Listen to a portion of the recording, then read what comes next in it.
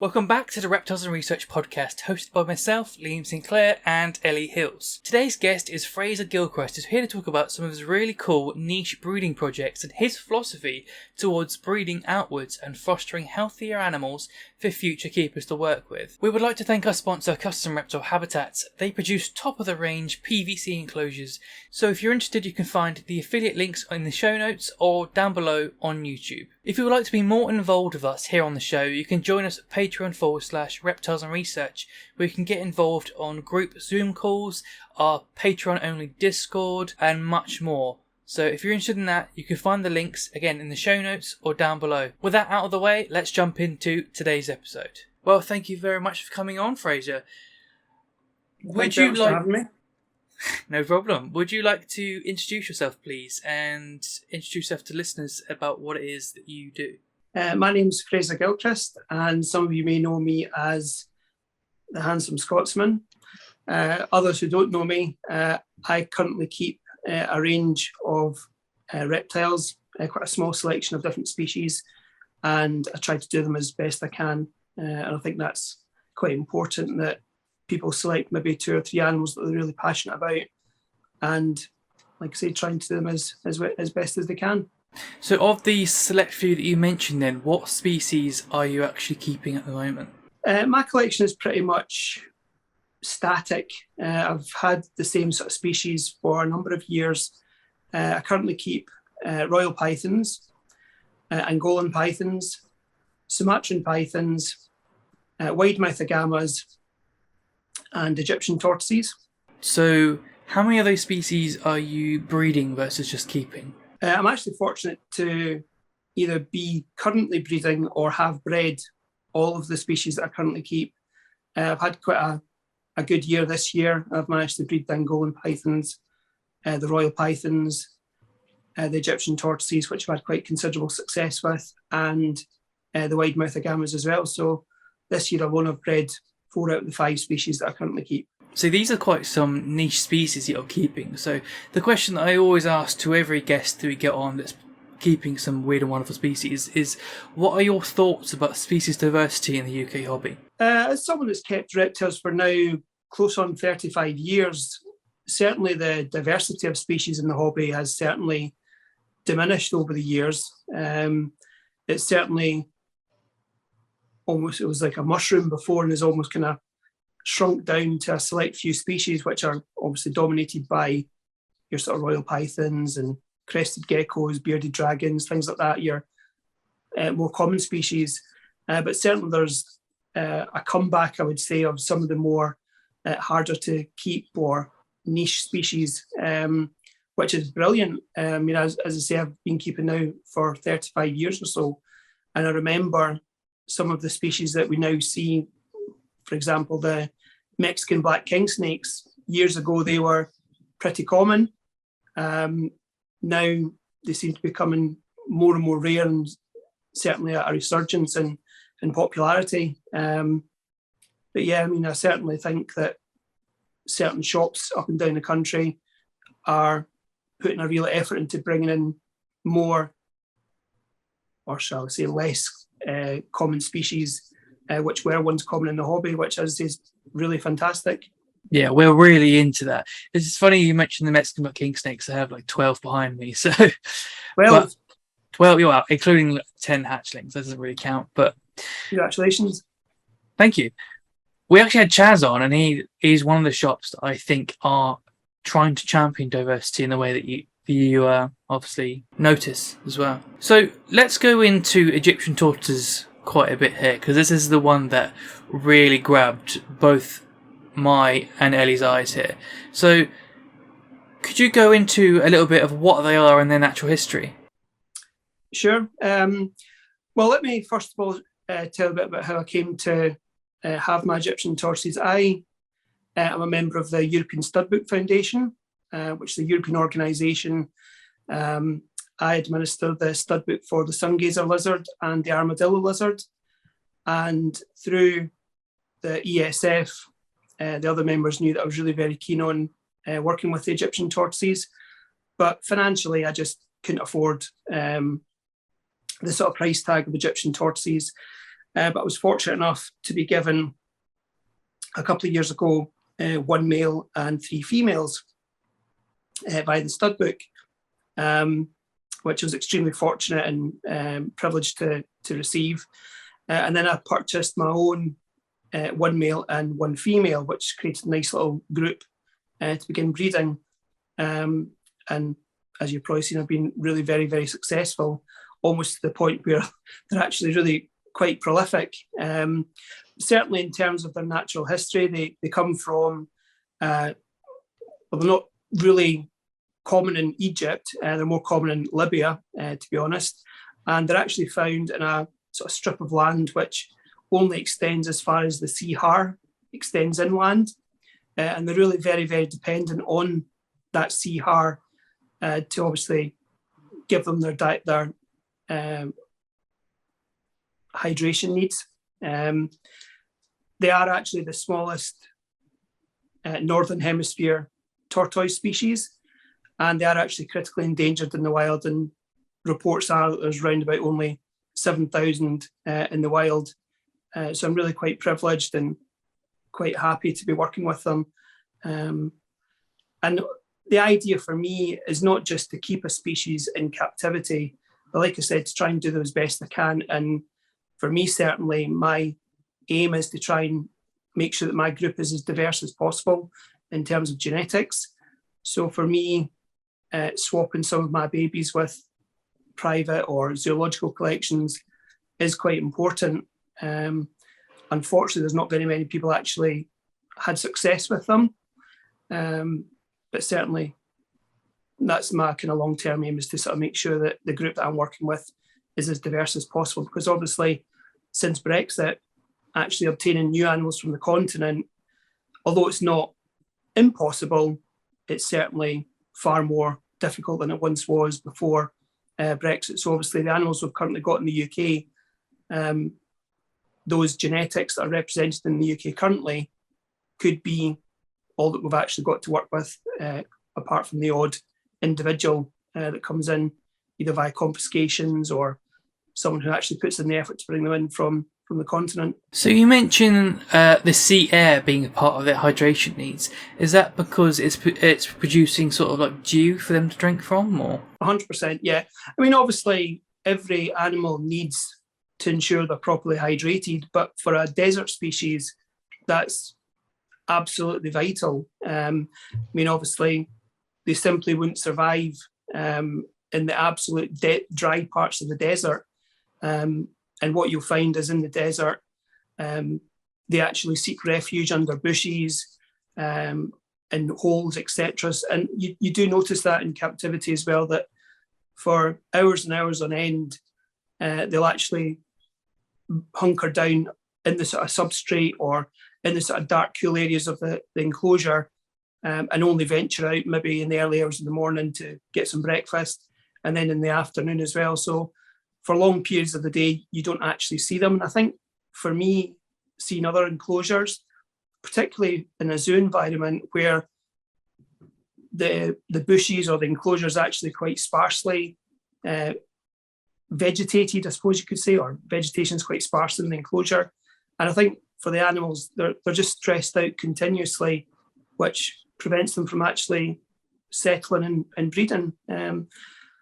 I use a term when I breed my animal, or when I keep my animals, called optimum neglect.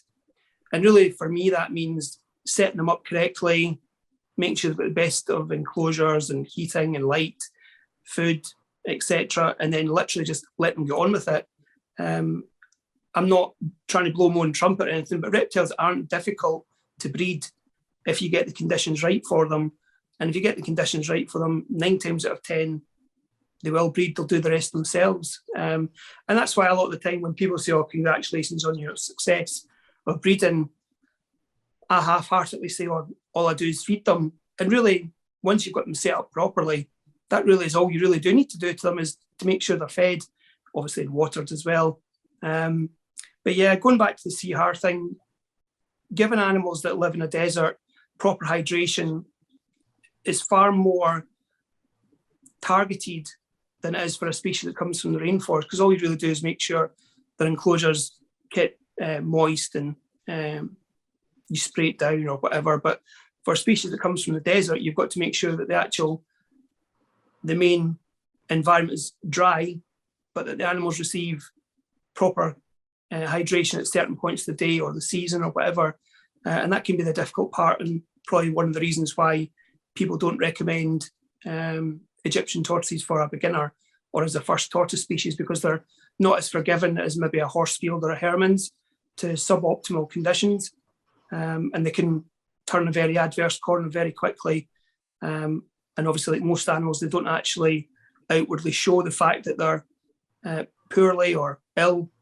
And then, as I say, by the time they do manifest, or it does show, it can often be too late, or you're fighting a losing battle very quickly. What is their care like? Is it difficult, or is it just that people don't understand how to provide properly? Like I said, I certainly wouldn't suggest they're a species for a beginner. If you've never kept any reptile before, then I certainly wouldn't suggest an Egyptian tortoise. But are they difficult? No. But like I say, I've been keeping now for over 30 years, so I suppose that's a bit of a relative term.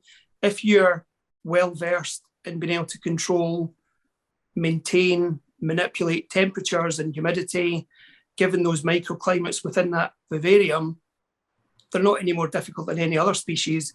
But if you're a novice and you're not familiar on how to achieve a basking spot, how to up the temperature, decrease the temperature, offer small areas of increased humidity, if you're not well versed in those sort of things, then any animal would be quite difficult to keep. But obviously, I've called upon my previous knowledge of keeping other chelonia and other animals to create those kind of small microclimates within the enclosure. I mean, again, reptiles for me aren't difficult. And as I say, that sounds really very big-headed to say that, but really, fundamentally, they want the same things as most other animals. They want an area to heat up, an area to cool down, an area of maybe increased humidity, an area of lower humidity. And provided you can offer them that, they're, as I say, they're not difficult. And as I say, I go to great lengths to research any animal before I bring it into the collection. And literally, once it's set up properly, all I literally do is feed them, and they do the rest themselves, or the enclosure that I've created for them does the rest themselves. In order to actually simulate the sea har, I've actually got a mister system that comes on, or a fogging system that comes on in the morning for 15, 20 minutes before all the lights come on. And that obviously stimulates the increased humidity. And you'll notice that if you've seen some of my pictures, all my Egyptian tortoises have got overhanging sort of vegetation, and they'll actually literally sit at the bottom of that vegetation with their mouth open and wait for the drips of water to drip into their mouth. So they are very intelligent, but they're also very adaptive as well to their environment. And obviously they'll take advantage of, at times when you maybe spray them down, they'll be out and about and they'll run through the grass almost and literally lick off all the dewdrops and stuff like that. And what kind of diet are you feeding? Is it similar to the Mediterranean style tortoises, or is it completely different? Yeah, I mean, again, like most desert species, it's quite a low calorific diet. I'm a firm believer in variety being the spice of life. Now, some keepers frown upon feeding shop walk greens, but for me, I don't see any problem with that so long as it's part of a healthy diet. So things like Timothy hay, they're really fond of dandelions, both the leaves and the flowers. Missouri pellets, they love that as well. But as they also offer things like cress and kale, even round lettuce, carrots, things that maybe typically other keepers might not keep. But for me, so long as it's only a small percentage, makes up a larger diet. And I think, as I say, what maybe one food item lacks, another one will make up for. And as I think a lot of people get too hung up on the fact that, don't feed shop greens and stuff like that. But as I say, it's part of a healthy diet. As I say, I've not found any adverse problems or issues, and I've now been keeping them for, I want to say, about 4 years now. So I've not noticed any kind of runny stools or problems with feeding them round lettuce or kale or whatever. So yes, yeah, I firmly believe in variety being the spice of life. It's like one item's shortcomings is also another food item's highlight. So like you end up kind of like balancing out the diet over the long term anyway. So let's talk frequency of the diet then. Are you feeding them daily, or are you giving them like fasting periods of a couple of days, or? I usually feed, out of 7 days, I maybe feed them 5 or 6 days. Again, I don't get too hung up on the frequency. I mean, I make sure that obviously they've got a good overall diet. If I maybe run out of certain food items, I'm not going to stress out about the fact that they maybe go for a day or two without feeding. I quite believe that in the wild, they would just sort of hunker down.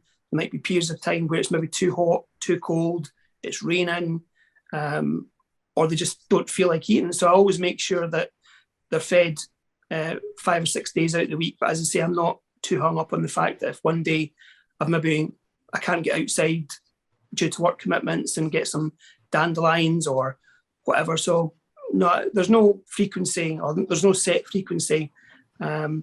And even things like strawberries. I mean, I posted a picture of eating some strawberries now. I think I give them strawberries once, twice a year, if that. And I got absolutely slated for feeding them strawberries. But I firmly believe in the wild, they would encounter trees or bushes that would be in flower or be in fruit at certain times of the year. And as I say, if strawberries were to form a large part of the diet consistently, then yes, absolutely, I could see the fact that would maybe give them sort of runny stools or whatever. But as an odd treat, I don't have any problems with that. But that's the old welfare argument, isn't it? You got one camp that will say like a fruit-free diet is necessary for optimal health, but there's also the element of welfare. If something is desirable and reinforcing to an animal, having it as a treat could be argued as better for their welfare than like just not having it. I think having a treat now and again does not necessarily mean you're instantly gearing them up for disease. I think that you can balance between what then I'm made like against gearing away from disease and getting a good balance of welfare that way. It's the same with bearded dragons. There's a lot of papers that say a fruit-free diet is the way to go. And I personally do a fruit-free diet, but I also recognise that like a bit of strawberry or something once a month isn't going to kill it. It's just going to be a treat sort of thing. I mean, it's like us getting a hamburger or a Chinese or something. Once in a while is not going to do you any harm. And as I say, I firmly believe that in the wild they would encounter berries or fruit in some way, shape or form. And as I say, the strawberry, as I say, is fed literally once or twice a year. And I don't see that as being a huge issue. And I know that breeding or producing eggs and young isn't in itself a confirmation you're doing something well, because a lot of species may stress breed. But I think through observing your own animals, looking at their behaviour, watching them over a prolonged period of time, you do get to know your animals. And as I say, I've not noticed any adverse impact from feeding them the odd piece of fruit, piece of strawberry or whatever. I think it's important to focus also, because what Liam was saying, these animals live for such a long time and they are intelligent. Providing them with positive experiences is also important. They do have emotions, and it's like us, birthday cake is important and we look forward to it. These, I think, yeah, I don't understand why people hate so much on giving them treats. Let's talk your substrate. Obviously, you're talking about microclimates and stuff. Do you have quite a deep substrate? Are you trying to make sure that they can dig down to a human microclimate? Is that sort of your goal in your substrate, or?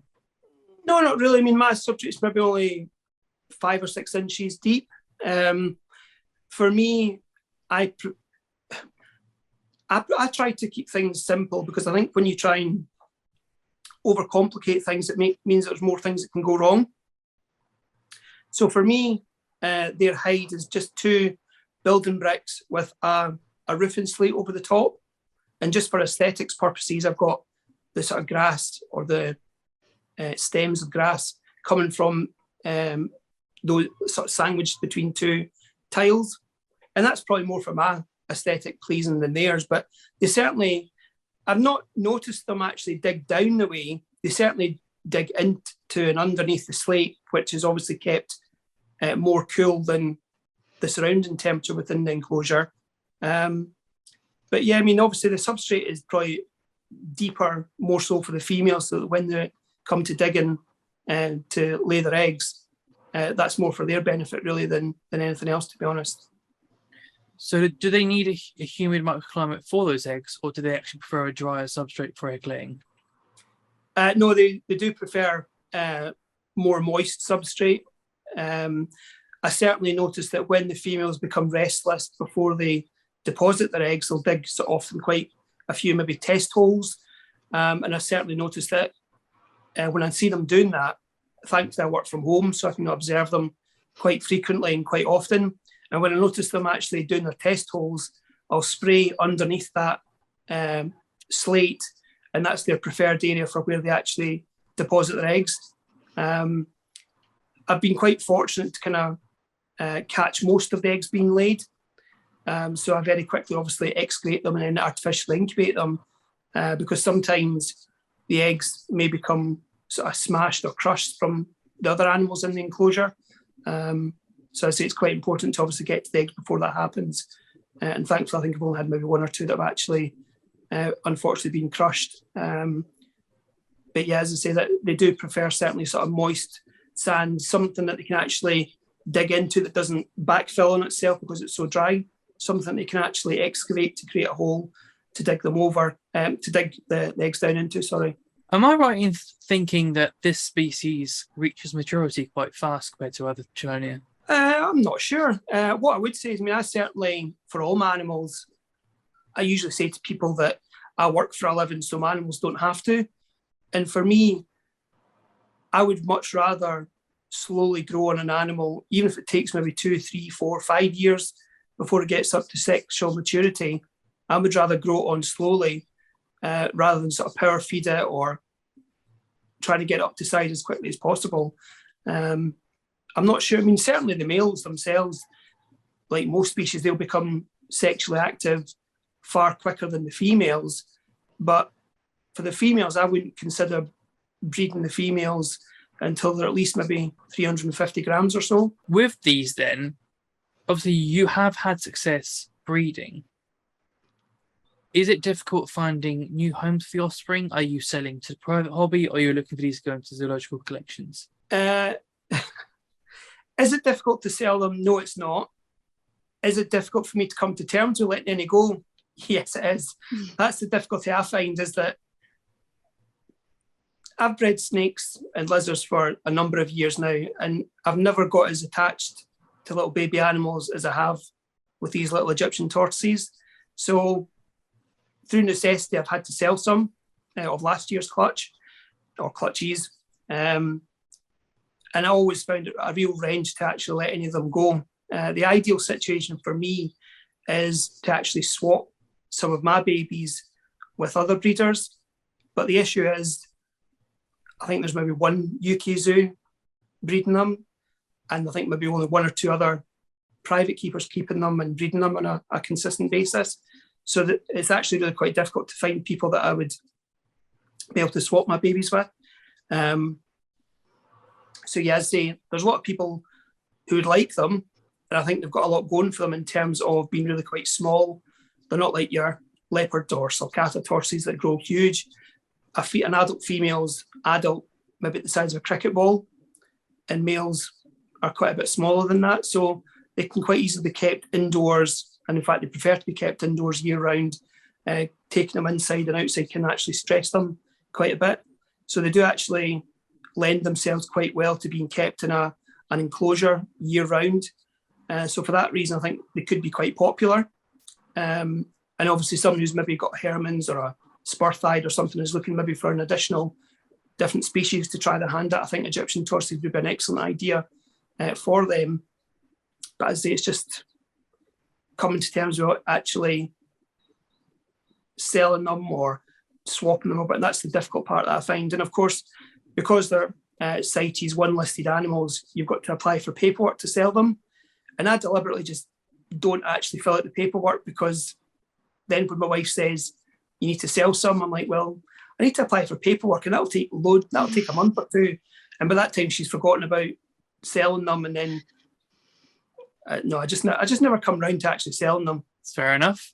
You talked about, obviously they could do well in staying indoors in indoor enclosure. What sort of enclosure size have you currently got them in? I've got my adult group in a 6 foot long by 3 foot deep by, I think, about 2 foot high. They don't need that obviously in a high enclosure. And as I say, for large portions of the day, they don't actually do very much at all. I mean, they're not prancing about the place all day, all night. They, as I say, only are active for a couple of hours in the morning. Once they've had their breakfast, they'll then go back to sleep for a good few hours and then come out maybe late afternoon again for a little snack before they go back to their bed.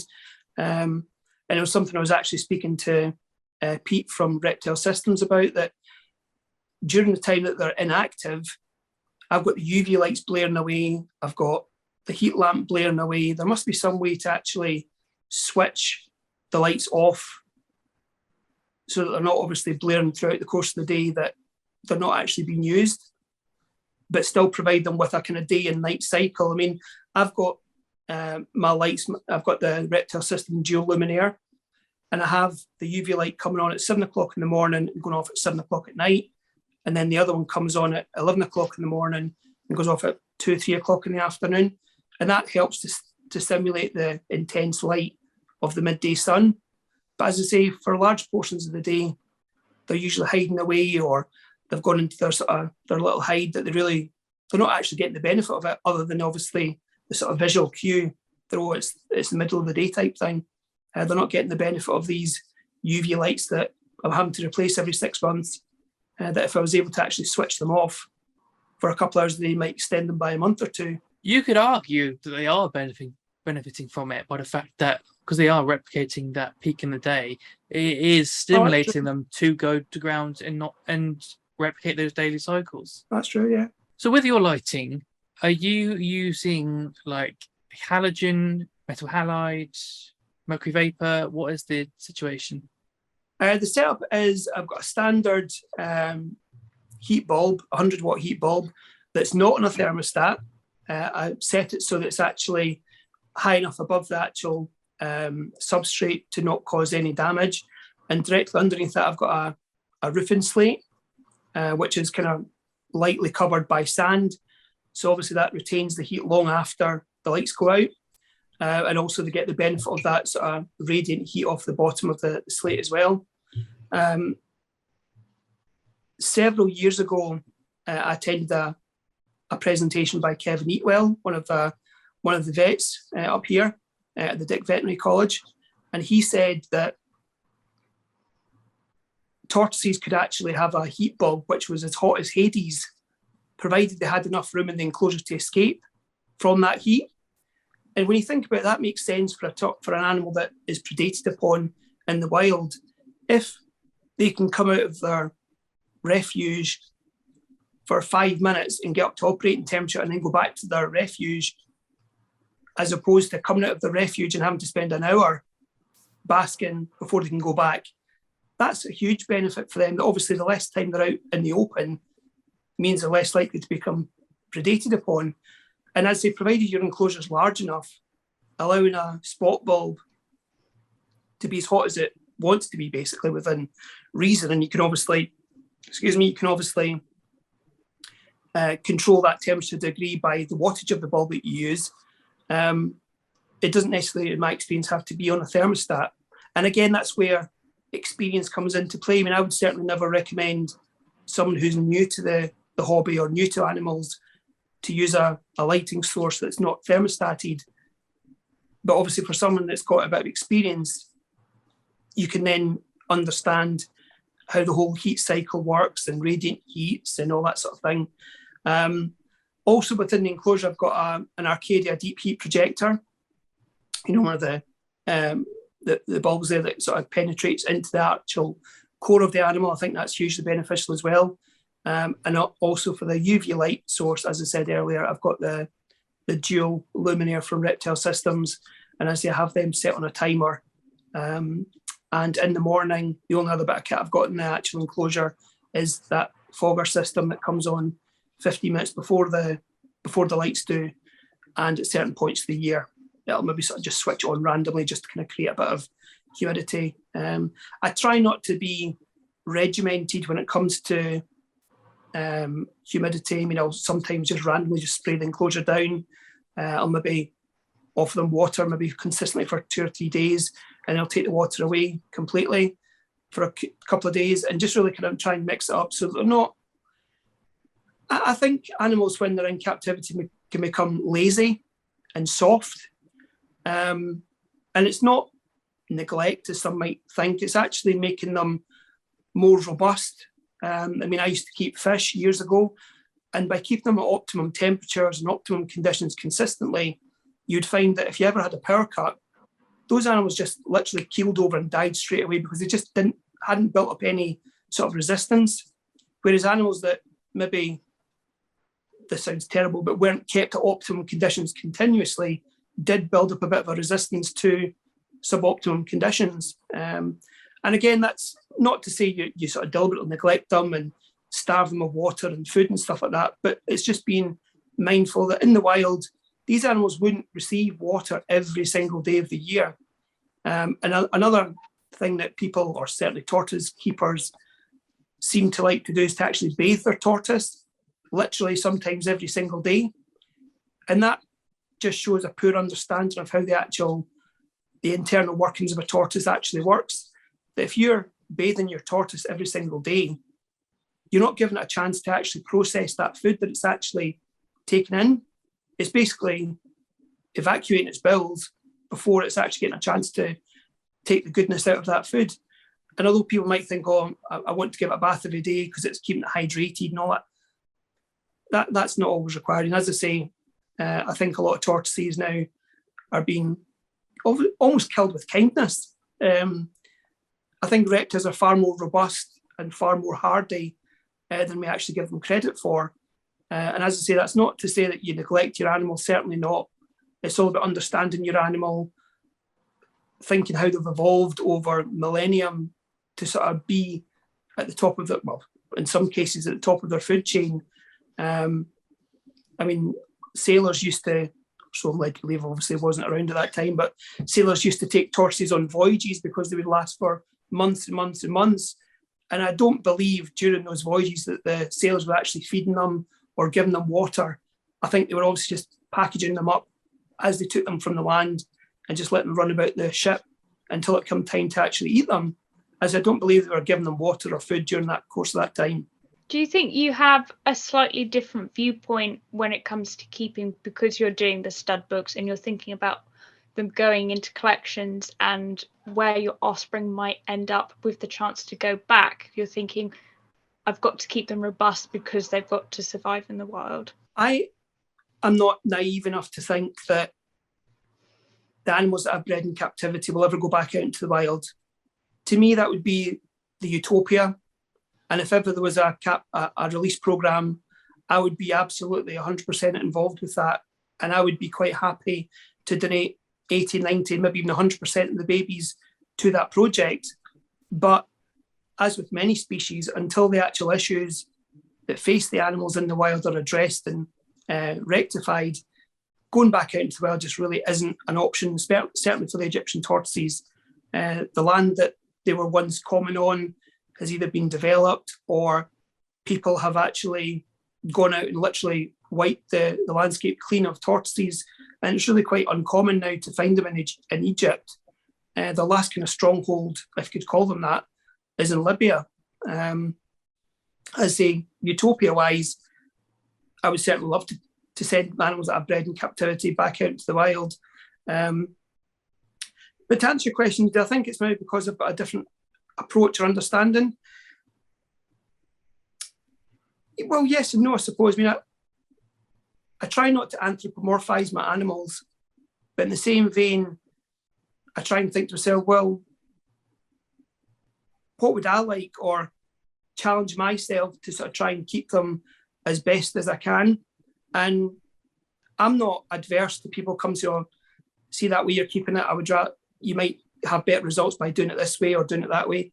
I'm not closed off to thinking that my way is the best or the only way. I'm more than happy and more than receptive to someone coming along and saying, actually, see if you do this or change this, that would have a better impact on their well-being. And if they can create a good enough argument for it, I'm quite open to doing that. I mean, I think when it comes to keeping animals, it's certainly not a static journey you're on. And as I say, thinking back to when I first kept animals, we used to use things like aquarium heaters and heat mats that weren't even on a thermostat. And when you look back at now, you think, God, that was shocking the way we were keeping them then. But things have progressed so fast or so much nowadays that there's no excuse for keeping an animal incorrectly nowadays, because a lot of the information is available at your fingertips.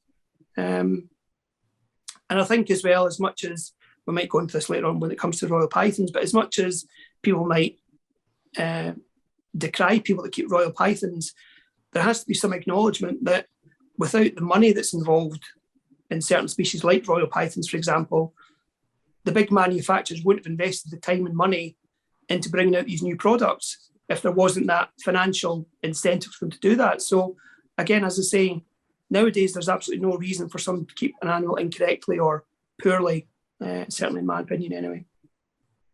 I made that same point to John Cotty Smith, and he was like, no, no. He's like, Royal Pythons have got nothing to do with the development of light and technology. So you're keeping the wide mouth agamas, and these are one of these species that like amazes a lot of keepers when they see a picture of that threat posture. How often do you actually see that threat posture? Once, twice since I've kept them, to be honest. They're a bit like frilled dragons in that respect, that one of the most unique features of the frilled dragon is obviously the frill, but they only ever do that when they're startled or afraid or in a sort of defensive posture. And that's very much the same with the wide-mouthed agamas, that they only really do that when they're scared or they feel threatened. And I suppose on the flip side of that coin, I should take pride in that they don't see me as a threat. And obviously they've become habituated to me. So really the answer to your question is hardly ever, which is both disappointing and quite rewarding from the fact that I have kind of built up an understanding or a relationship with them, so they don't actually see me as a threat. I suppose it's an indicator of higher welfare by the fact that they aren't stressed to even enact the threat display. So obviously these are quite uncommon in the UK. How rare are they in the UK? I reckon they're actually quite common. I mean, I think there's maybe only another one or two people keeping them, and certainly not in the size of group that I've got. I've currently got 3 males and 9 females and 1 unsexed baby that I've not sexed yet, that I produced earlier this year. And I actually imported mine from Bion Terrarium in the Ukraine a couple of years ago. But yeah, no, I don't think they're very common. And hopefully this year I'll have more consistent success when it comes to breeding them, because they need to go through a period of hibernation. And I didn't do that previous years because every time I was just about to start dropping the temperature, the females looked as though they actually had eggs inside them. And I thought, I don't want to actually put them through hibernation if they've still got eggs inside them. So I say this year, I'm making sure they're well fed, and I'm going to put them through a proper hibernation. So hopefully next year, at least some of the 9 females actually going to produce viable eggs, because they have been producing eggs, but they've all been infertile, apart from one of them, which I was fortunate enough to hatch earlier this year. Which is a bit of a fluke, to be honest, because I usually just incubate the eggs anyway. Excuse me. And I just pop them in with the Egyptian tortoise eggs and almost forget about them. And one night when I was checking on the baby Egyptian tortoise eggs, here was this little agama was in the tub, which I was really quite surprised about, but obviously ecstatic. And that wee guy's doing really, really well. And even he doesn't display, he's quite calm, and he maybe runs away more often than the adults do, but he's certainly not to the point where he's displaying and fearful. And of course, I find that food is a great incentive for animals to sort of become used to human contact.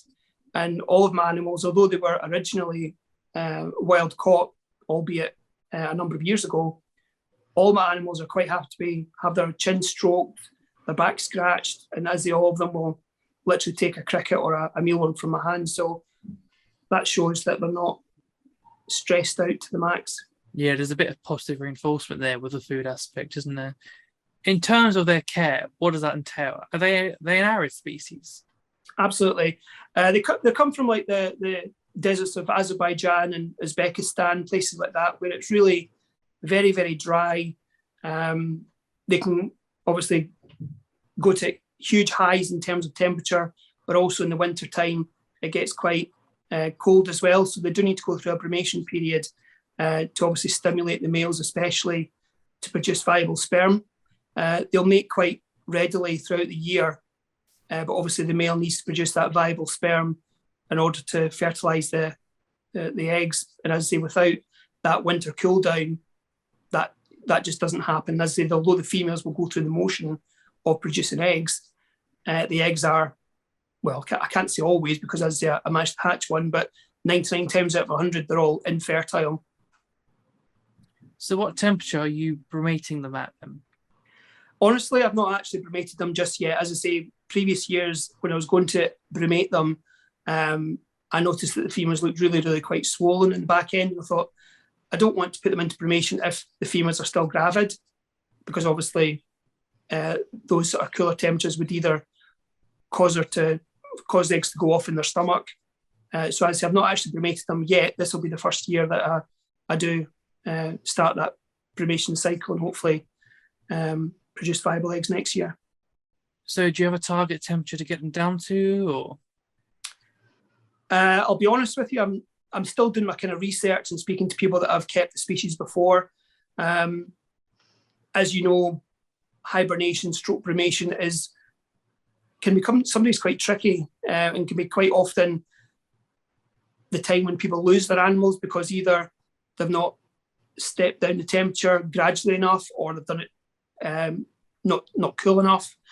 So certainly that's something that I need to do far more research on to be comfortable and happy with. I think I've hibernated other species before, like corn snakes and king snakes and stuff like that. So the actual process I'm not unfamiliar with. It's just a case of finding what the base temperature is, and obviously then the gradual step down to get to that, and obviously the duration, and then obviously again the sort of step back up to normal operating temperatures. So that's not something I'm hugely qualified to sort of speak about just now. But I say more research will need to be done before I start that come October, November time. That's fair enough.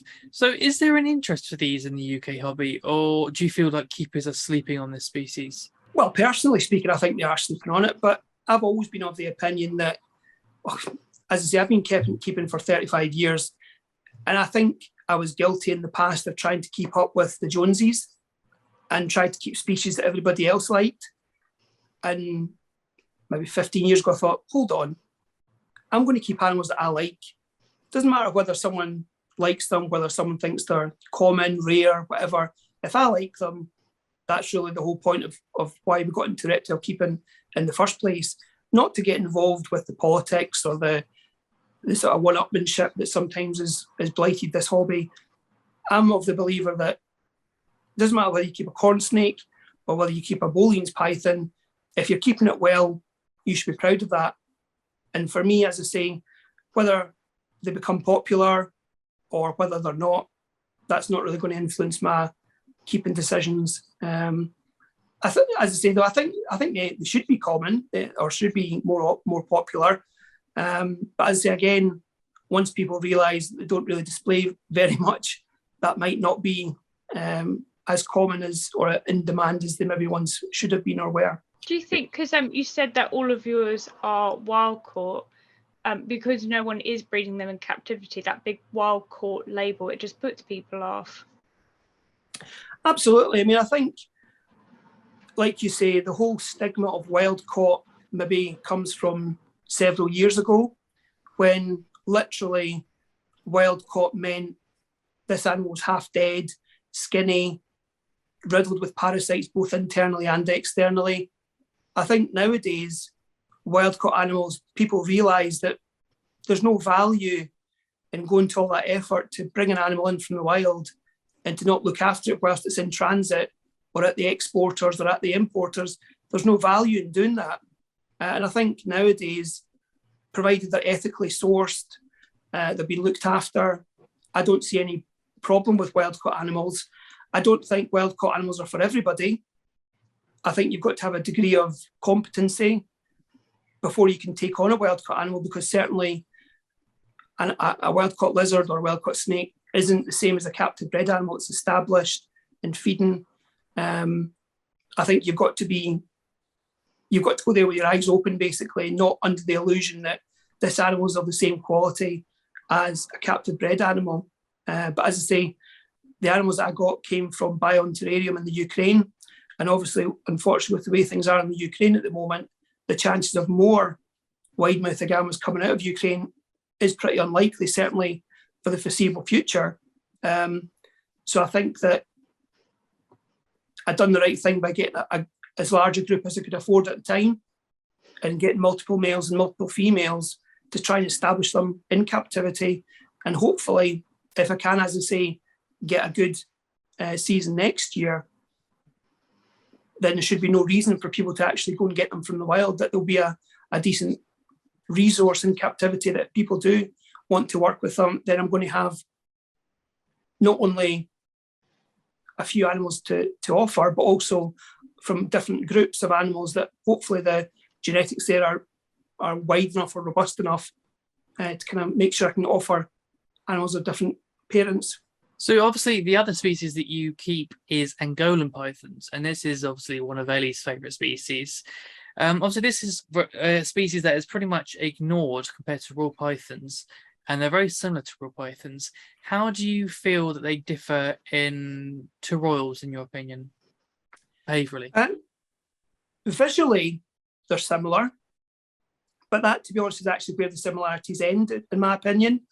For me, obviously I might be quite biased here, but for me, they're basically everything a royal python isn't. So they're fantastic feeders. Mine almost never refuse a meal. They never ever have a poor shed. Obviously, they come from a more arid part of the world than royal pythons, so they almost never have a poor shed.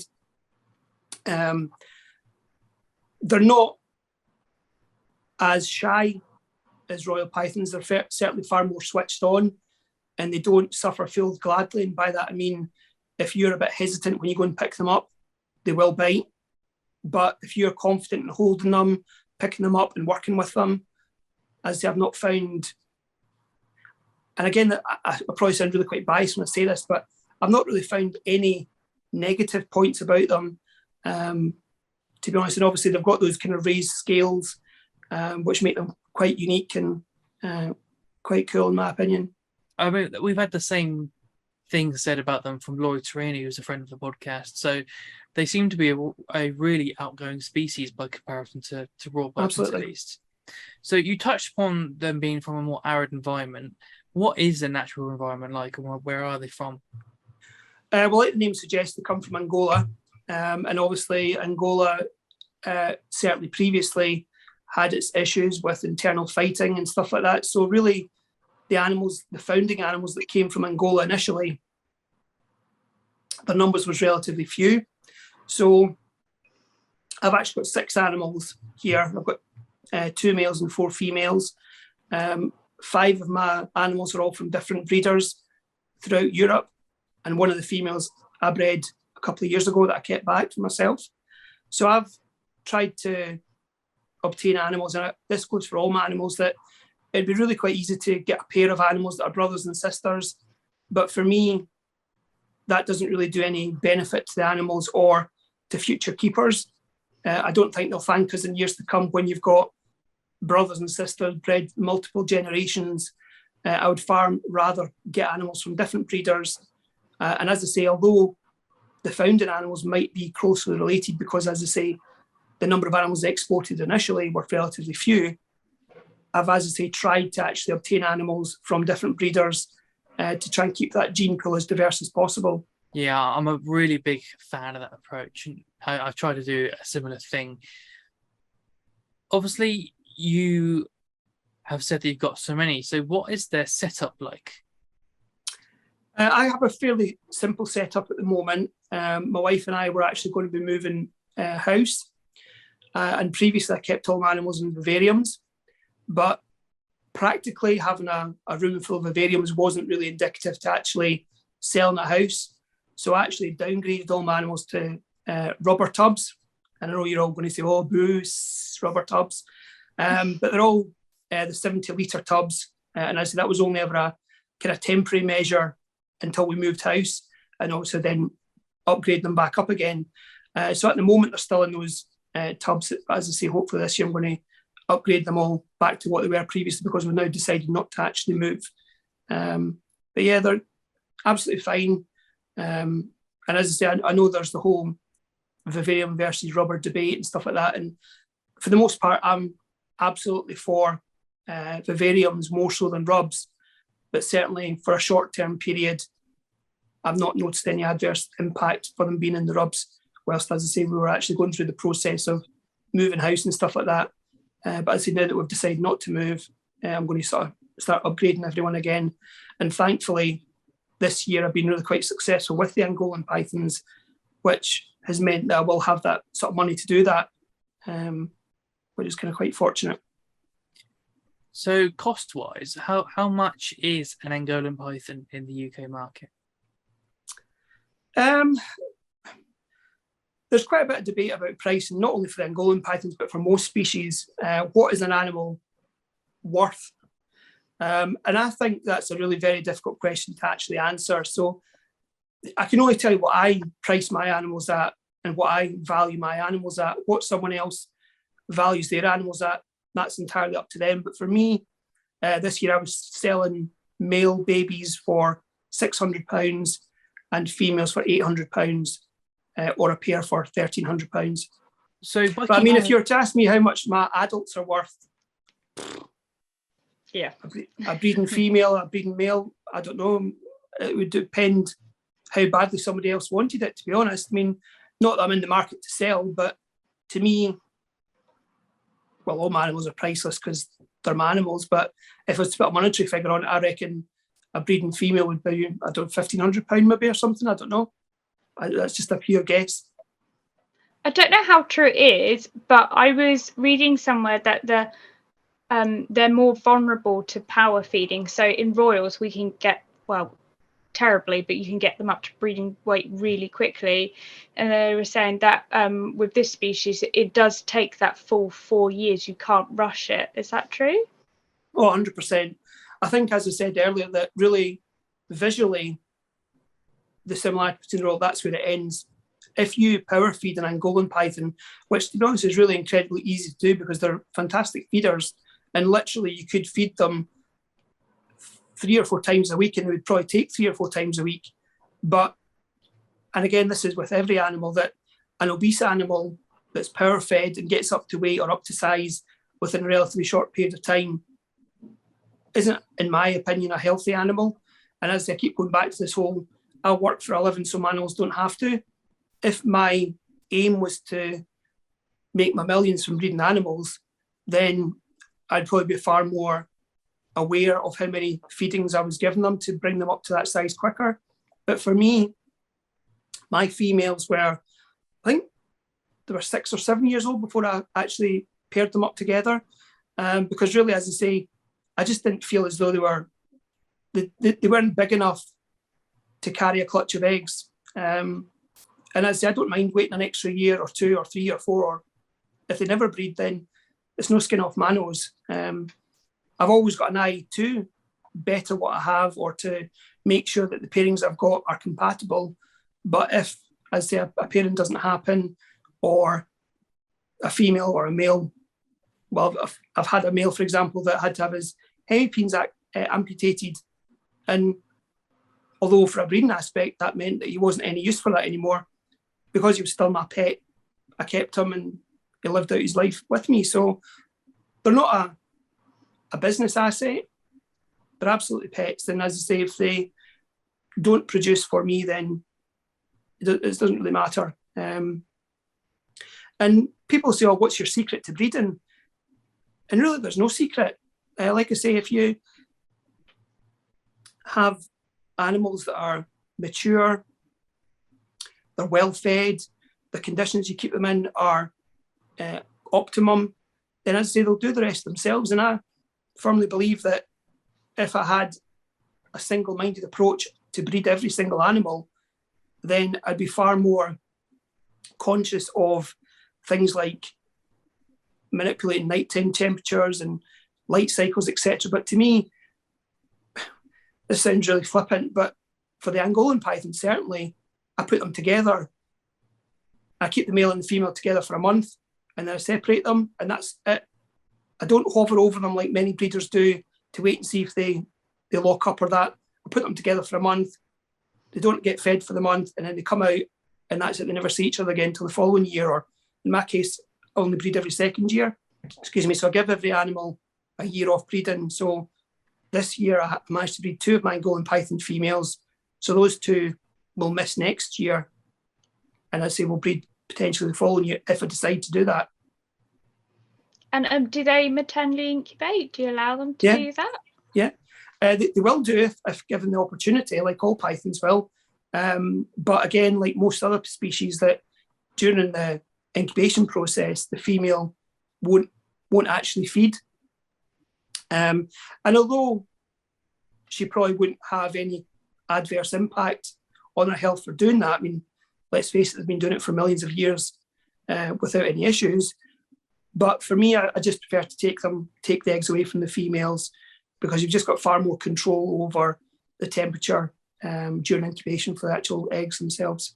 The Angolan Python eggs that I hatched out this year, it was actually quite interesting that the first clutch, now bearing in mind they were incubated in exactly the same incubator, on exactly the same substrate, absolutely the same. The first clutch actually hatched out after day 50, and the second clutch actually hatched out after day 64.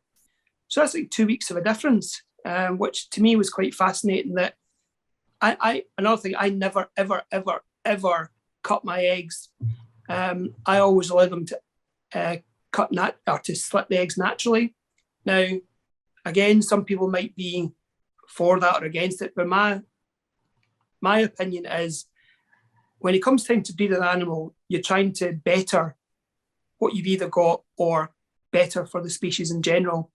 And again, it's a bit of Darwinian sort of survival of the fittest type thing, that if you're not fit enough to actually exit from the egg by yourself, are you really fit enough to be passing on your genetics to somebody else? And as I say, for some people, that might be quite a shock horror way of looking at it. But again, I might be completely wrong with this. I believe that if you have got 2 strong parents, you stand a far greater chance of having good, strong babies. And again, this is complete conjecture. I've not done any research on this, but if you also have 2 animals that are good feeders right from the get-go, they will grow up to be robust adults, which will then in turn produce a higher percentage of babies that are good feeders.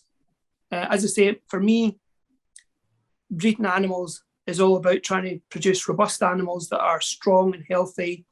And 50 years from now, when I'm long gone, someone else that's maybe got an Angolan Python that is maybe 2 or 3 generations from my animals has still got a healthy animal that's not been mollycoddled from the egg. It's not been force-fed. It's throughout the generations, it's really been the absolute best of the best. And as I say, that might be really quite a harsh way of looking at it. But for me, if you're working with animals, certainly things that have got a limited gene pool, you sometimes need to be really quite harsh and say, look, if this animal's not strong enough to exit the egg by itself, is it really strong enough to be a future breeder? And as that might be an unpopular opinion, but I strongly believe that that's the way to go. I mean, all these hatchlings, I didn't cut my eggs. So I was like, if I don't hatch. And all of them came out, luckily. But I also breed it all under UV and everything. So I wonder how much of that affects the health of the amount of vitamin D that gets put in the eggs and things like that. So I don't know. But the point I was kind of trying to make there is that the first clutch hatched on day 50, the second clutch hatched on day 64. Now, if I had itchy feet and thought, oh, my second clutch is now on day 51 and they haven't actually hatched, would I have been of the opinion to actually cut that clutch? And if so, because they were 2 weeks from actually hatching naturally, would they have actually survived? Would they have been so premature that they wouldn't have gone on to survive?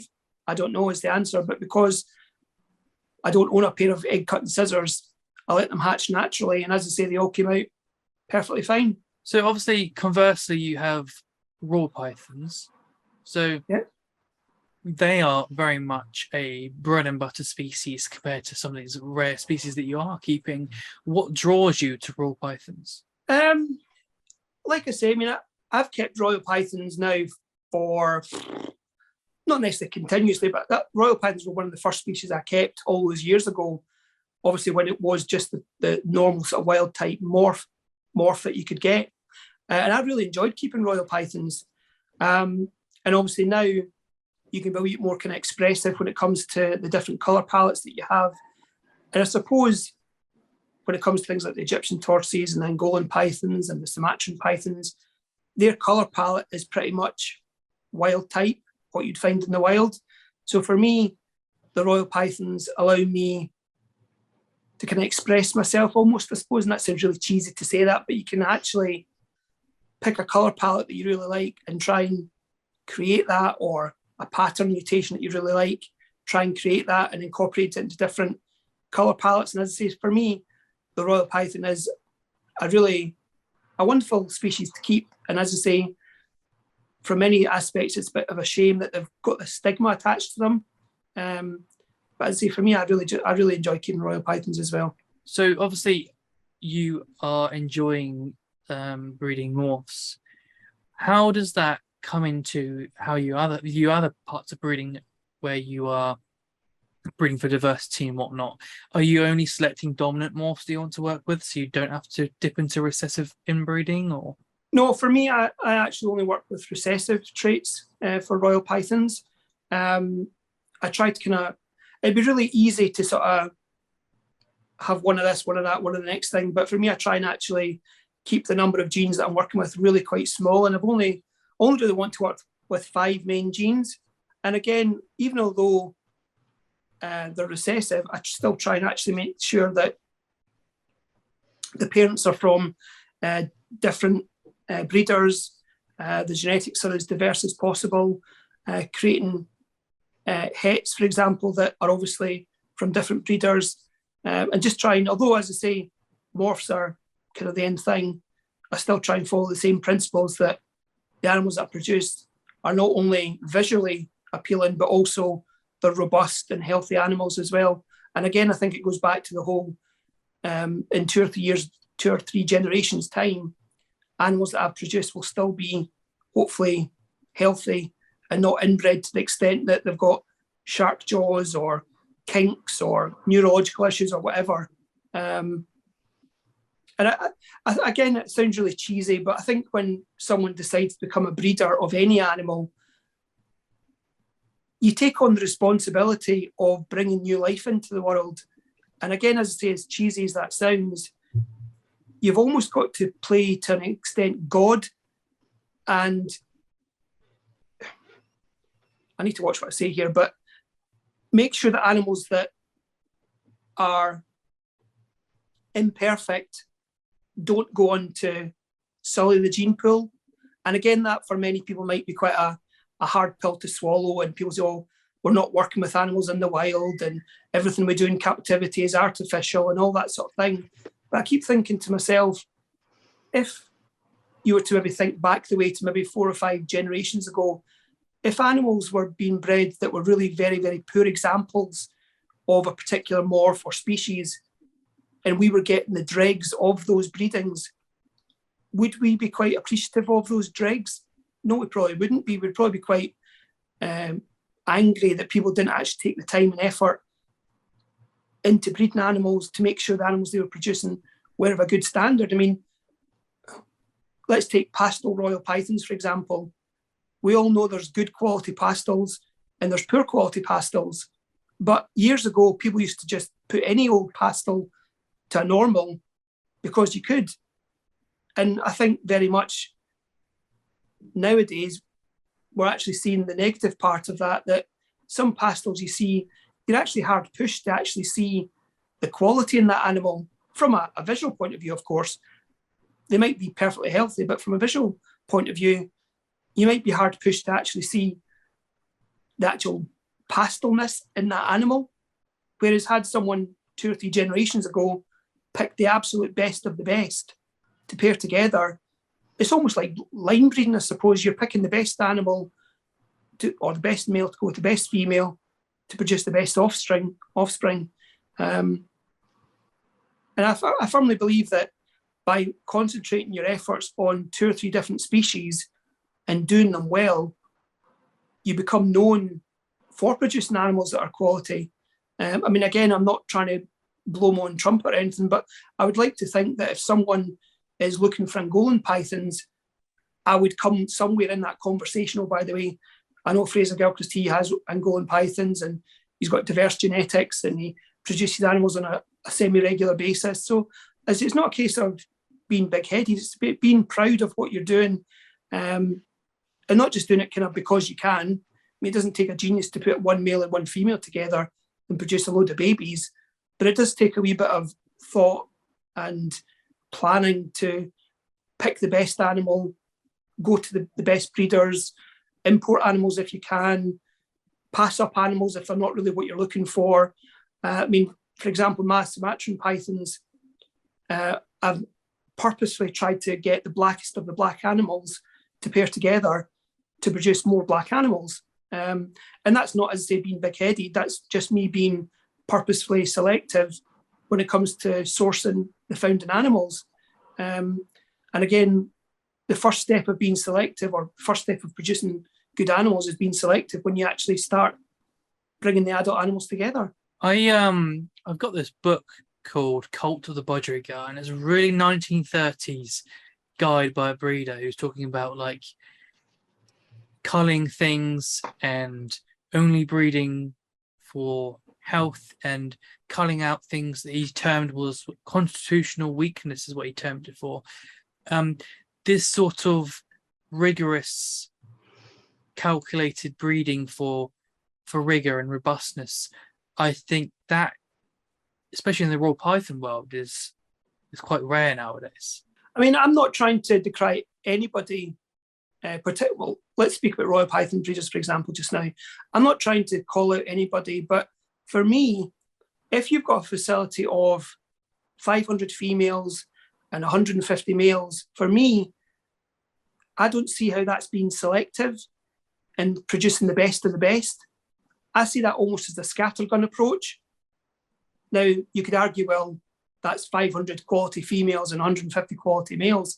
And for many breeders, that might be the case. But for me, I would rather work with a smaller number of individuals and be forced to be selective, because I only have a finite number of, or area to work with. So I've got to be selective with the animals I work with. And I've got to make sure that those animals are the absolute best of the best. And as much as I say, I've got animals that are just pets only, when it comes to breeding animals, you've almost got to be selective. It's like a farmer. I mean, a farmer's obviously maybe going to have 100 ewes and maybe 1 or 2 rams, but he's going to have to make sure that those rams are the absolute best of the best to produce the best of the best lambs, because otherwise he's not going to get top dollar for the lambs. So it's almost like thinking in that term when it comes to breeding, that you've got to make sure that you're producing the best. And obviously, periodically, maybe swapping out males or swapping out females as a higher quality animal comes available, or you produce a higher quality animal. I think a lot of the time people get into this almost like Pokemon, like you've got to have everything. And I think you were saying like you're only working with 5 genes. You can't be an expert and spot quality in lots of different genes. If you're focusing, you see, like you said, the pastel, there's a good pastel and a bad pastel. And if you're focusing on it, you can see it, if that makes sense. 100%, yeah. What 5 genes is it that you're working with, if you don't mind? Toffee, tri-stripe, black axanthic, desert ghost, and tidal wave. Now, Ooh. tidal wave is my own kind of reduced patterned animal. I purchased the male 11 years ago, so this is a project I'm now 11 years into. So nobody can accuse me of being a short-term gain or short-term gratification. This is an 11-year project I've been working on, where this year is the first year I've actually had eggs from the females. And in about 2 weeks' time, I should know whether the male has actually passed on his genetics to the young. And hopefully the babies will hatch out and be reduced pattern like the father, which will be quite exciting. So watch the space, I suppose you could say. That's exciting. So so he's a new gene. How did you establish that gene? Have you paired it off to someone else and then paired it back? Yeah, so I actually, this male was originally just sold as a normal. And I seen a picture of him in one of the forums, and I thought, oh, that's really a nice animal.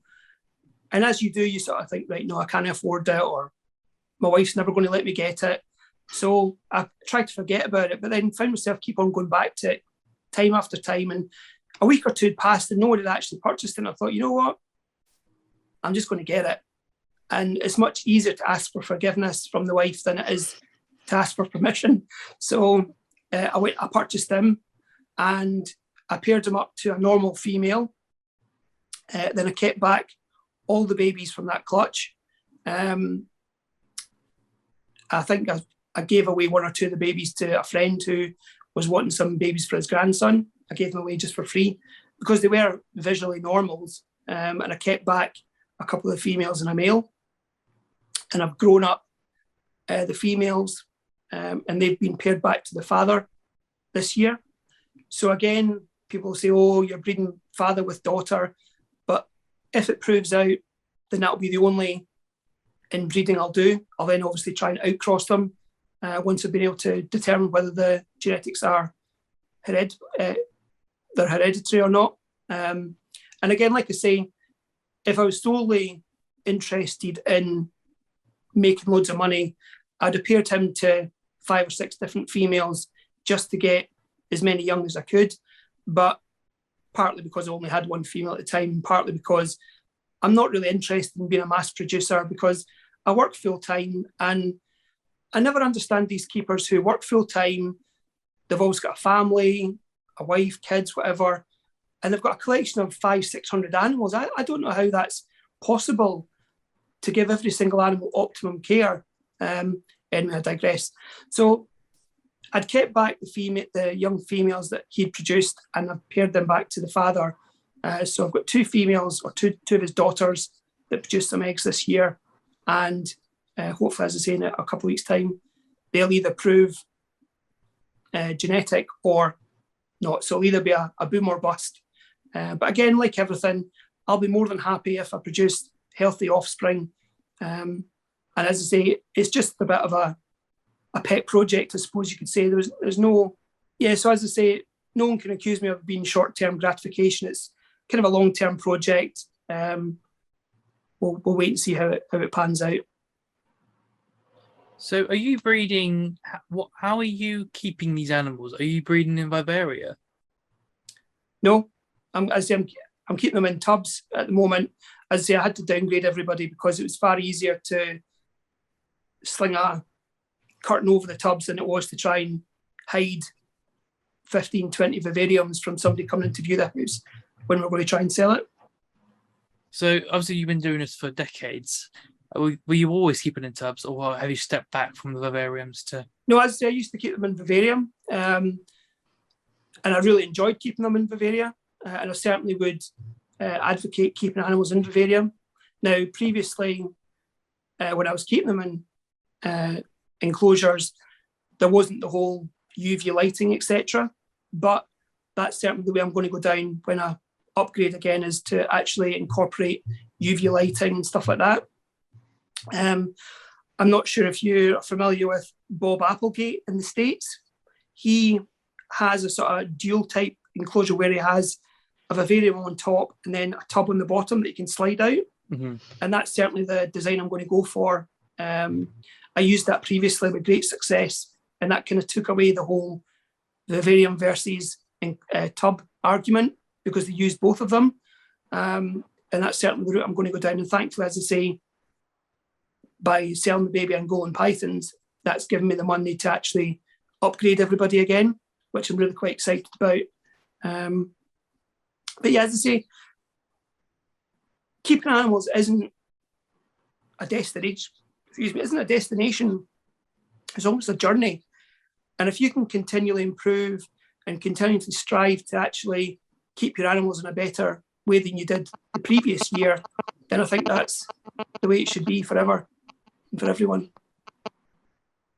And I say it doesn't matter whether you're keeping a corn snake or something that's really incredibly rare.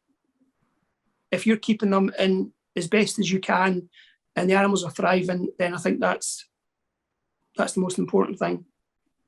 Something that's really exciting about your entire situation is obviously you've been breeding without UV. So when you go back, if you try UV, it'd be really interesting to see from your data if it changes like incubation period or clutch size or, you know, the size of the offspring.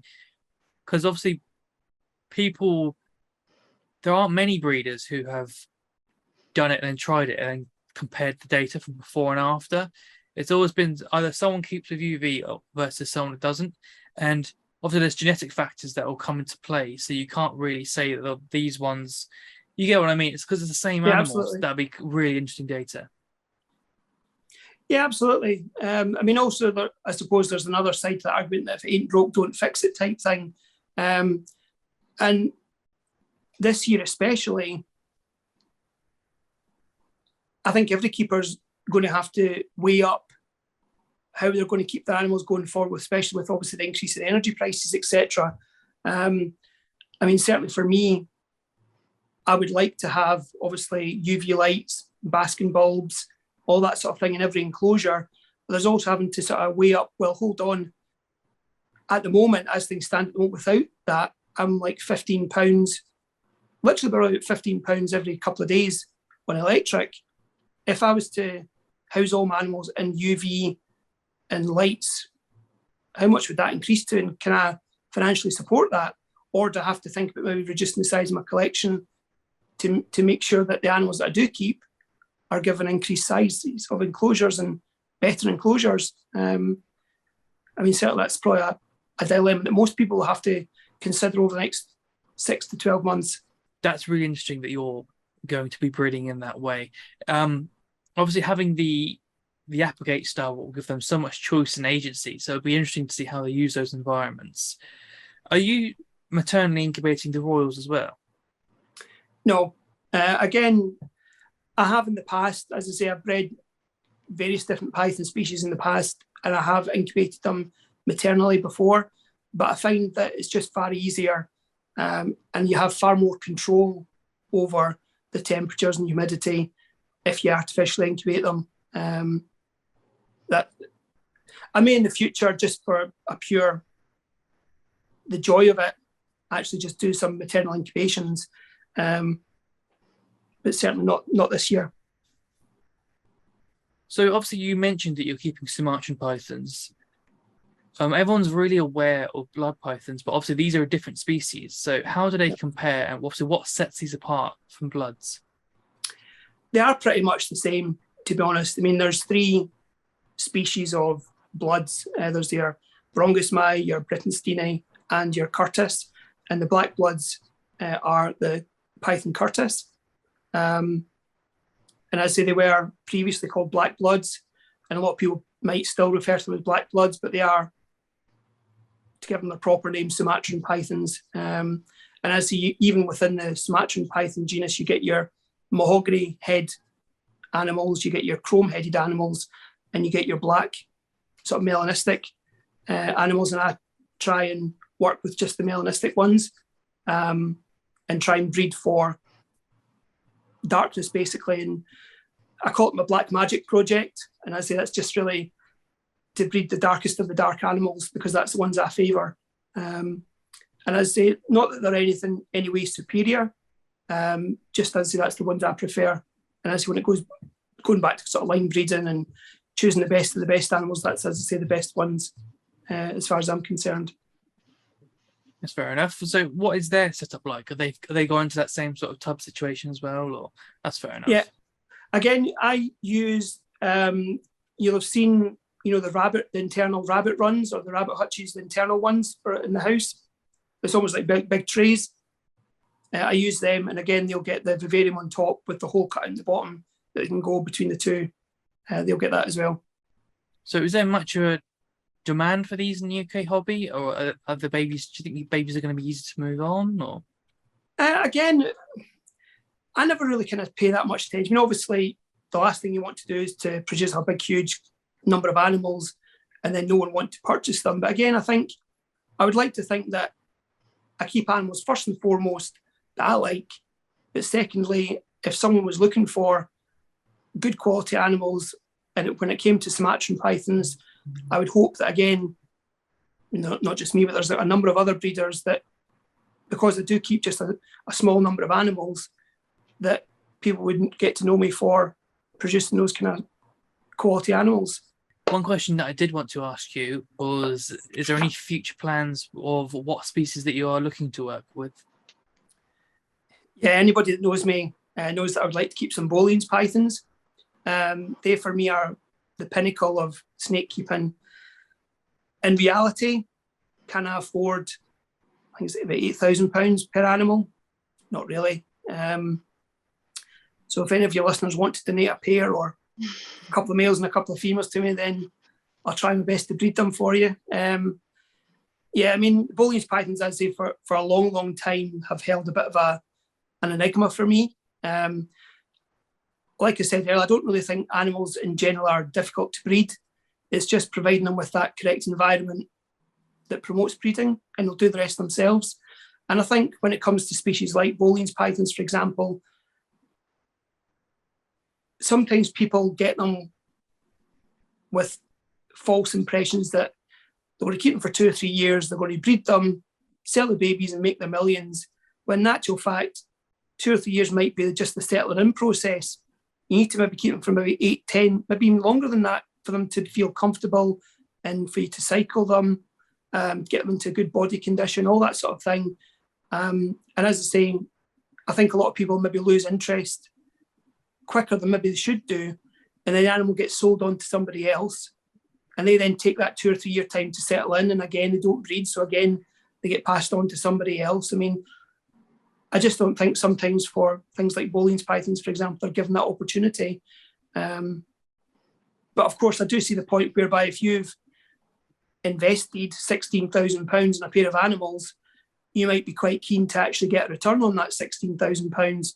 Whereas for me, I'm sure everyone would love to have a pair of Bolian's pythons donated to them, but obviously if you take that monetary incentive out of the equation, you can then almost kind of relax and the animals don't have to produce.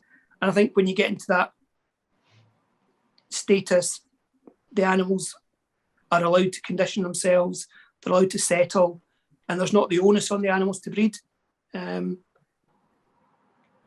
could be completely wrong, but I'd be willing to have a good go at it. Certainly in short term, I'm receiving 2 female rough-scaled pythons at the end of this month, which I'm really looking forward to getting. That's a new species for me. I just enjoy the story behind the rough-scaled python, the fact it was unknown to science, or they hadn't seen it at a wild specimen up to relatively recently.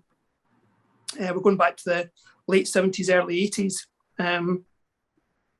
I think I've just got a great story to tell. So as I say, I'm getting 2 females at the end of this month, and I'll be looking for a male maybe a couple of months down the line once the bite balance is recovered a wee bit. Other than that, like I say, I'd be keeping animals just for the pure pleasure of it. So some other animals I'd like to keep are crown tree frogs and Standing's day geckos, not because I say they're terribly rare or in danger, but just because I like them, and that's I suppose the only reason you need to keep something is if you like them. It doesn't matter whether anyone else likes them or not. But as I say, for me, I've never really been one to keep one of this or one of that. I've been there, done that, got the T-shirt, and you'd get a male, you'd look for a female, you'd finally get a female, then the male would die, or you'd buy a pair and they'd both turn out to be males, or they both turn out to be females. So I prefer to buy groups of animals, or to amass groups of animals. And then that way, as I say, you can then rest and rotate your females. You can rotate your males if need be, because again, just because you've got a male and a female doesn't mean to say they're going to be compatible with each other. Whereas if you've got one or two males and one or two females, you can, as I say, rotate them and have better success that way. With the Booleans, I wonder how much of that is people not necessarily understanding their requirements. I see a lot of people, like you see Americans putting them in like the racks and stuff. I somehow have this sort of inclination to think that they want really cool air temperatures, but like a lot of radiation at the same time. So almost as like giving them a really nice basking spot, but then like stripping out the hot air by pulling the air out or something with fans. That's how I would attempt to go about it. Because you think montane, that means like high elevation, more than likely high radiation, but also because it's montane, it's going to be cooler as well. So I think I would try and play around with that, but I don't know. It's funny because the people with money to do it don't do it in the way that the people without the money would think to do. It's like if there's a lot of like commercial breeders in America that bought some because they've got so much excess money from breeding royals and whatnot, but it's never like the really advanced keepers that get to have a go because they haven't got that finances that they have to have a go. But then the ones that are doing it have them don't have the knowledge to do it in the way that. Do you see the cycle that I'm Absolutely, yeah. Absolutely. It's almost like once you become successful at Royal Python breeding, where do you go next? And unfortunately, a lot of them seem to be, let's buy the Booleans Python because that's almost like a status symbol to show everybody you've made it when it comes to snake breeding. But then, like you say, they don't necessarily have, not the expertise because they are probably quite proficient when it comes to breeding Royal Pythons. But if you've specialised in Royal Pythons for so long, those set of skills don't automatically transfer over to another species. And I think going back to the Angolan Pythons, you might be an incredibly successful Royal Python breeder, but if you try and treat the Angolan Pythons like a Royal Python, you'll end up disappointed or the animal will perish long before it's maybe naturally meant to. So yeah, I think you're right. I think the type of people that have got money don't necessarily have experience, and the ones that don't have the money have the experience, and that's unfortunately the way it is with many species.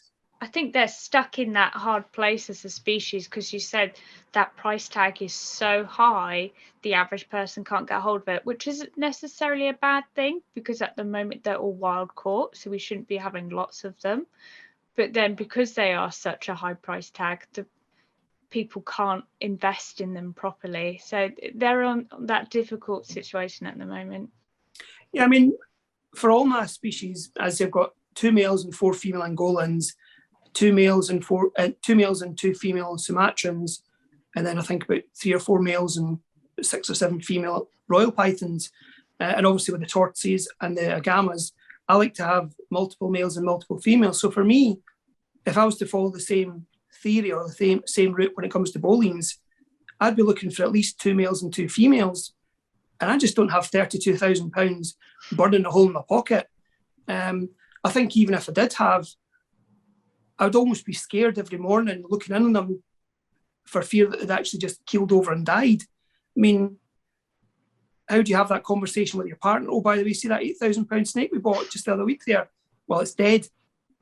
I think I'd be heading for a divorce if that was the case. But yeah, for somebody like me, I'd say spend £32,000 on 4 snakes is crazy. As much as I'd love to do it. And I'm 42 now, so I'm thinking I'm due a midlife crisis. So maybe I'll go out and buy myself on a whim. It won't be a fancy car, it'll just be a Python. Well, that's it. Some people, their thing in life is a car or a watch or a painting or something like that, and they probably wouldn't think twice about spending £32,000 on a sports car.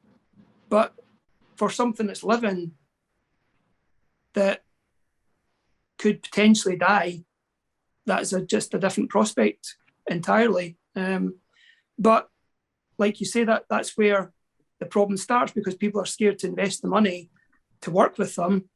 And again, I think, the Bolognese pythons that were imported about 10 years ago were of far less quality than the ones that are available nowadays. People go to the effort of establishing them, making sure they're regular feeders, etc. But again, like you say, the amount of people that can afford £8,000 on a snake is relatively few. That's what this YouTube channel's for. Come on, YouTube. Can I just say, we have such similar tastes in snakes, because I literally was sending pictures of the rough scales to Liam, like, oh my God, look at these. They're amazing. Yeah, no, I'm really looking forward to working with them. What attracted you to those? Was it the story behind it, or? I was aware of rough-scaled pythons for a number of years and just thought, oh, they're just completely unobtainable. I'm never going to get the opportunity to work with them. And then about a month ago, I seen 2 females become available, and I thought, I need to kind of move heaven and earth to get these, because it's one of these things that once you see them available, they're not going to hang around for very, very long. And you may not get the opportunity again. So again, I sort of sweet talked the wife, and I'd had a good year, as I say, with the Angolan Python. So I thought, you know what, for me, this is a similar situation to the Angolan Pythons 5-6 years ago. To me, I couldn't have afforded them until I had a good year with the Sumatran Pythons, and I sold the Sumatran Python babies, and then bought a pair of Angolan Pythons. And that for me is how I kind of progress, that you're better in what you've got and working with animals that previously you maybe never thought possible. So these 2 females originally came from a confiscation, and they were actually hatched out in Cologne, at Cologne Zoo. So they are sisters. So I'll be quite keen to get 2 males that are completely unrelated to sort of then outcross the genetics again. But yes, I'm really looking forward to working with them. I've tried to sort of gather as much information as I can. Obviously, for the first 6 months, they're going through a period of quarantine. I quarantine all my animals, regardless of where I get them from. As I say, when you've been keeping animals for as long as I have, before, it was just a done thing to put animals through quarantine. And touch wood, I've never had any outbreaks of mites or anything in my established collection. I have had mites in the new quarantine animals, but they've always been kept separate from my main collection. So I've never actually had mites in my collection itself. And I say it's just good practice to get into quarantine every new animal. And I always say to people, quarantine's like insurance. It's the biggest waste of time and resources until you need to use it, and at which point it becomes the best thing you ever did. And that's the same with quarantine, that it might be a complete waste of time and you think, these came from a reputable breeder or these came from a good source, I don't need to quarantine them. But you might get away with that 99 times out of 100, but the one time you don't do it and they carry mites, then you'll wish you'd done quarantine, especially if you've got a large collection, because it can be really, really hard to get rid of mites when it's a large collection. 100%. So we're pushing on to the hour-and-a-half mark here. So is there anything else you wanted to dive into, Ellie, before we release Fraser? Not that I can think of. Well, it sounds like your collection is only going up, so I really hope you end up getting to the Boolean stage, but fingers crossed for you. But thank you very much for joining us on this podcast, Fraser. You're welcome. You're welcome. Thank you very much.